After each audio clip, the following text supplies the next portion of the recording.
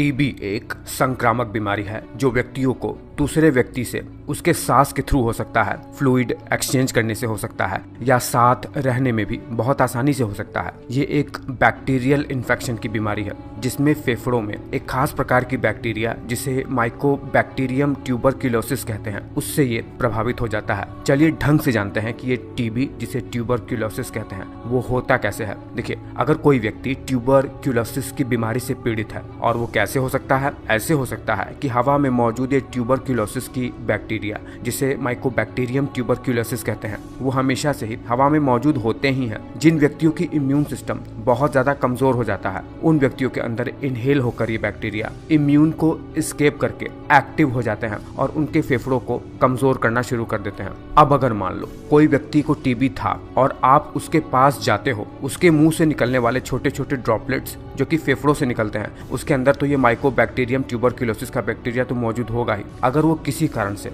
आपके अंदर चला गया, आपके फेफड़ों के अंदर, तब क्या होगा। देखिए, फेफड़ों में जाते ही इस बैक्टीरिया का सामना आपके इम्यून सिस्टम से होगा। इम्यून सिस्टम के सबसे प्रमुख सेल मैक्रोफेज से। मैक्रोफेज इन सारे के सारे बैक्टीरिया को जो कि फेफड़ों के अंदर ट्रैप रहते हैं, जो कि बाहर से आ गए हैं, उन्हें चारों तरफ से घेर लेता है, एक ग्रैन्युलोमा बना लेता है। मतलब बैक्टीरिया आपके अंदर तो आ जाएगा लेकिन वो आपका कुछ बिगाड़ नहीं पाएगा क्योंकि बैक्टीरिया को पूरी तरीके से मैक्रोफेज घेर लेगा। इम्यून अपना काम तो करेगा ही। और इस स्टेट को जिसमें बैक्टीरिया आपके अंदर तो है लेकिन वो कुछ कर नहीं पा रहा है उसे डोरमेंट स्टेट कहते हैं, इनएक्टिव स्टेट। कहने का मतलब है कि इसमें बैक्टीरिया इनएक्टिव स्टेट में रहेगा, कुछ करेगा नहीं। अब मान लो किसी भी तरीके से आपके अंदर का इम्यून सिस्टम कमजोर हो गया, जैसे आपको HIV हो गया, न्यूट्रिशन की कमी हो गई, कोई भी अलग तरीके की जो मेडिकल कंडीशन है उसके कारण से अगर आपका इम्यून कमजोर हो गया तो सबसे पहले इम्यून सिस्टम कमजोर होने की वजह से ये जो मैक्रोफेज इनके चारों ओर ग्रैन्युलोमा बनाया था इसे बैक्टीरिया तोड़ देगा। ये बैक्टीरिया अपनी संख्या बढ़ाने लगेगा तोड़ के और लंग्स में धीरे धीरे फैलने लगेगा। लंग्स के आसपास के सेल्स को ये मारना शुरू कर देगा।